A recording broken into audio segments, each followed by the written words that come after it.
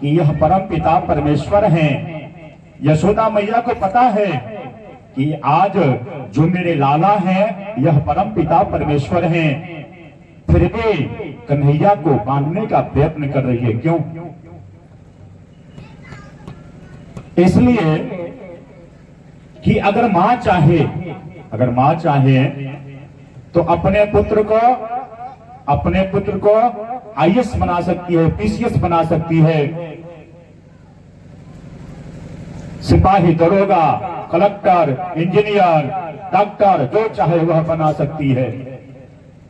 अगर मां चाहे तो अपने पुत्र को चोर डाकू बना सकती है। मां चाहे तो अपने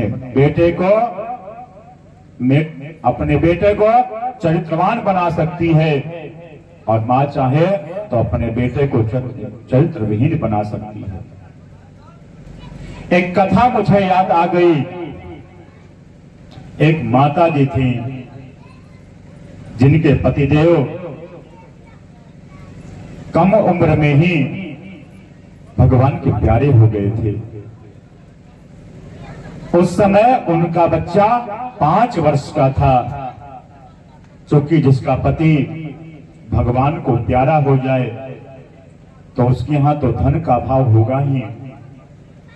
इसलिए उनका छोटा सा बेटा, 5 वर्ष का पुत्र, पड़ोसी के यहां 10 रुपए का चोरी करता है और 10 रुपए का चोरी करके लेकर के आता है, मां को देता है और मां रख लेती है। वही उसका बच्चा अगले दिन 100 रुपए का चोरी करता है और चोरी करके लेकर के आता है और मां को देता है और मां चुपचाप रख लेती है। अब दिन प्रतिदिन उसकी चोरी की जो वृत्ति है वह बढ़ती जाती है, ला करके देता है और मां रख लेती है। एक दिन ऐसा भी समय आया कि उसका पुत्र डाकू के नाम से विख्यात हुआ। लोग उसे डाकू कहते थे, लोग उसे चोर कहते थे। एक दिन वह डाकू एक राजा के यहां चोरी करता है और चोरी करते हुए पकड़ा जाता है, और सिपाही कटघरे में खड़ा करते हैं कि यही चोर है राजन, इसी ने आपके यहां चोरी किया है। और राजा उस डाकू को मृत्यु दंड देते हैं। और संविधान के अनुसार अगर किसी को भी मृत्यु दंड दिया जाता है तो उसकी अंतिम इच्छा पूछी जाती है। राजा भी पूछते हैं, ये बताओ तुम्हारी कोई अंतिम इच्छा है?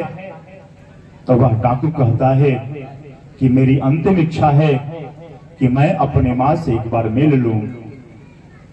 राजा डाकू के मां को बुलाता है और वह डाकू अपने मां को अपने पास बुलाता है। कहता है कि मां, आपसे कुछ मुझे पर्सनल बात करना है, आप मेरे पास में आओ। और जैसे ही उसकी मां अपने पुत्र के पास में आती है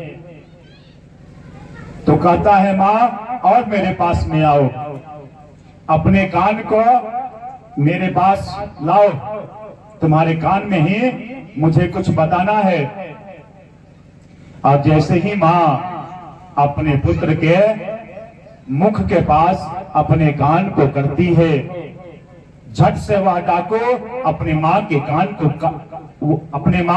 को काट लेता है। राजा जोर से डांटता है, करे यह तुम क्या कर रहे हो? मेरे सामने तुम एक और अपराध कर रहे हो, अपने मां के कान को काट रहे हो। इधर मां चिल्लाती है, डाकू की आंखों में आंसू आ जाता है। कहता है, राजन, जिस दिन मैं 10 रुपए का चोरी किया था, उसी दिन अगर मेरी मां मुझे डांट देते, मुझे मार देते, तो आज जो आप मुझे मृत्यु दंड दिए हैं उससे मैं बच जाता।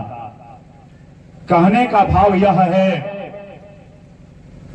कि पुत्र चाहे जैसा हो, उसके ऊपर सदैव ध्यान देना चाहिए कि हमारा पुत्र क्या करता है, कहां जाता है, किससे मिलता है, ये सब ध्यान देना चाहिए। और आजकल माताएं क्या करती हैं महाराज, अन्यथा मत मानिएगा, दिन भर मोबाइल में व्यस्त रहती हैं और छोटे छोटे बच्चे आजकल मोबाइल देखते हैं महाराज।